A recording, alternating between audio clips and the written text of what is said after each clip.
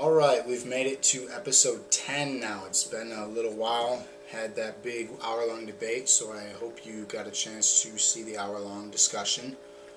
If not, it's separated into a 6-part series. Definitely check it out.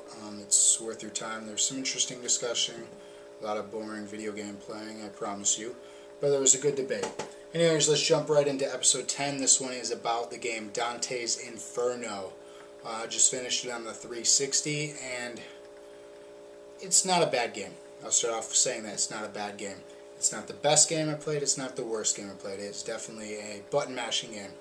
Let's, right off the bat, say it compares to God of War and the God of War series. Everything is identical to the two. The buttons, even how it's laid out, even though it's on the 360, how it would be on the PlayStation, everything is the same and identical. The upgrades, the soul, everything is the same. What Dante's Inferno is to me is like the little brother of God of War, trying to be like his big brother, but falls short, unfortunately. It is a great game for those people who own the 360 and not a PS3. If you want a taste of what God of War is like, definitely pick up Dante's Inferno. Basically, it follows the story of Dante as he takes his trip through hell, gaining revenge. You meet different characters of history throughout the way. There's people you can resolve or punish. You have the option of being good and bad, basically. Each comes with its own set of upgrades and perks, somewhat like the orbs, or whatever you call them, in the God of War series. Graphically, this does not compare to God of War. Yes, I'm going to do a comparison here because they're almost identical games. Graphically, it does not compare to the game God of War, especially with God of War 3. If you've ever played that, you're taking a step down. If you were to compare it to the first God of War, it might be a little bit higher. The in-game graphics are good. There's two different versions of the cutscene. There's like an in-game cutscene, and then there's the actual like CG cutscene. CG cutscenes are very well done, very well polished. The voice, the acting, and everything is superb.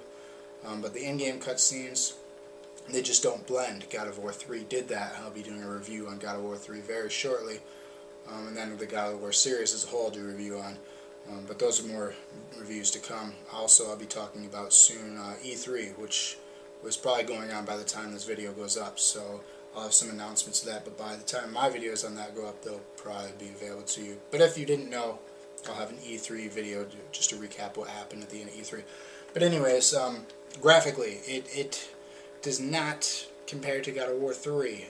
Is it take away from it? No, it's still a button masher, slice and dice, kill everybody that gets in your way and just throw crosses and punish everyone. That is fantastic. If you want to just massacre hordes of people, this is a game for you. If you're interested in story, brush up on your history first, because there's a lot of stuff that I didn't get. Sorry, I don't know everything, so I can't explain a lot of the history related to it or whatever.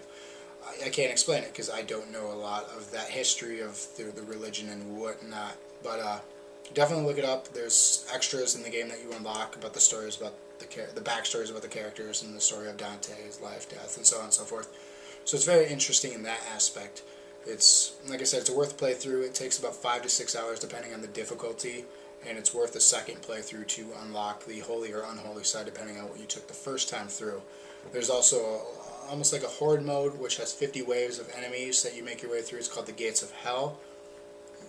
Basically, you go from room to room, wave to wave, fighting off enemies and just practicing your multipliers and the different relics and perks and blah blah blah that you unlocked throughout the course of the story. Story-wise, obviously, like I said, I touched on that. It's a good game if you know your history. If not, it doesn't take away from it. You might learn something from this. Hey, you might learn something from a video game. Look out. So don't tell your parents that, or children, whoever you are. So story-wise, it's very well done. Xbox Live, I guess there's a new expansion pack out for it, available now. I don't know what it's called. I forget, but it's right on your menu. You can access it if you put it in the game. Don't know the price of it, but I guess you set up waves of something St. Lucie. I want to say it. Sorry, I forget. Look it up. But you can set up waves and different missions for your friends or whoever on Xbox Live to go up against. They can rank your levels.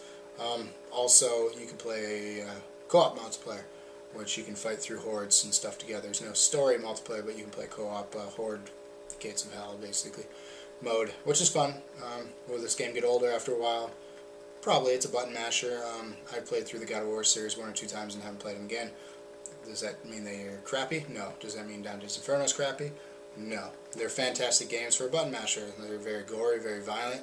So anyone under, not under adult supervision, you probably shouldn't play it. So I'm putting that out there right now. So that's replayability. It's fun. It's if you just want to get out some aggression, had a rough day, pick up this game. If you want to learn a little bit about history and the Lucifer and whatnot, and Dante, pick it up for that reason too. If you're one of those people who want to seek revenge on someone who's messed with your family, your wife, girlfriend, boyfriend, whatever, pick it up for that reason. Basically, like I said, it's not a bad game. I give it probably a low B, low 80s, just because the graphics, they're not the greatest I've seen on the 360, especially this late in the system. The buttons are easy to use. Everything's so easy. There's combo systems, and it tells you how to perform all the combos when you unlock them. The ability to unlock things and look forward to things is a nice perk too. So basically, it's a fun game. It's not horrible. This is not for everyone, but it's definitely worth playing. So pick up Dante's Inferno. I don't want to spoil the ending, but who knows if they're gonna make more? Maybe. Don't want to spoil anything, but pick it up, and it's worth a playthrough. If you got 5 or 6 hours, sitting around have to do nothing, pick it up. Also, rent or buy, that's going to be my final thing on these games now. I give it a grade, and I'm going to give it a rent or buy, or ignore altogether. This one's definitely rent, just because of how short it is, and the replayability is low, just because of the 5 or 6 hours. I just don't see myself or anyone picking this up, again 3 months down the road and playing through it again, and then 3 months later playing through it again. So it's not worth $60. I'd pay 20 for it tops, so it's definitely rent, which is less than 10 at most places now. Like I said, I say most, some are ridiculous now to rent games, but Gamefly, hey, get some Gamefly. Go Gamefly, sponsor me. Anyways, I'm going to wrap this up. Pick up Dante's Inferno. It's, it's a good piece of art. Basically, games are art form, expression of art. Pick it up, it's a fun game, and look out for my new videos coming up. Thank you for watching episode 10, and stay tuned for my next one. Will probably be, who knows. I just picked up Green Day Rock Band, so I might be doing that, and I also might be doing the E3 coverage before, so stay tuned for episode 11. It's going to be, could be anything. Who knows? Could be Barbie, whatever. But thank you again for, sticking with me this long through 10 episodes now, and a 1 hour long special. Subscribe, tell your friends, post on Facebook, post everywhere. Just, help me market this thing, and we'll see where this goes. You guys could be helping making something happen. So thank you very much again, and stay tuned. Box News.